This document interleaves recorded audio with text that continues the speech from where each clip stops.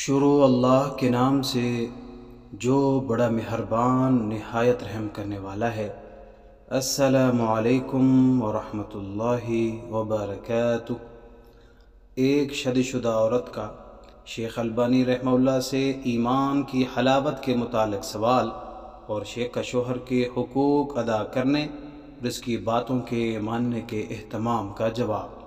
حدیث نبوی سے زبردست استدلال۔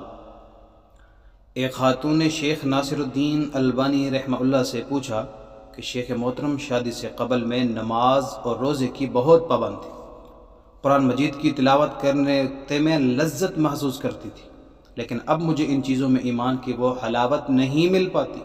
شیخ البانی نے پوچھا کہ میری مسلمان بہن، مجھے یہ بتاؤ اپنے خاوند کے حقوق ادا کرنے اور اس کی بات ماننے کا آپ کس قدر اہتمام کرتی ہیں؟ وہ سائلہ حیرت سے کہنے لگی، شیخ محترم، میں آپ سے قرآن کی تلاوت، نماز اور روزے کی پابندی اور اللہ تعالیٰ کی فرما برداری کی حلاوت کے متعلق پوچھ رہی ہوں، اور آپ مجھ سے میرے خاوند کے متعلق استفسار کر رہے ہیں۔ شیخ البانی رحمہ اللہ فرمانے لگے، میری بہن، بعض خواتین اس لیے ایمان کی حلاوت، اللہ تعالیٰ کی فرما برداری کی لذت پاتی ہیں اور عبادت کا پر لطف اثر محسوس کیوں نہیں کر پاتی؟ کیونکہ رسول اللہ صلی اللہ علیہ وسلم نے ارشاد فرمایا، وَلَا تَجِدُ الْمَرْأَةَ حَلَاوَةَ الْإِيمَانِ حَتَّى تُؤَدِّي حَقَّ زَوْجِهَا۔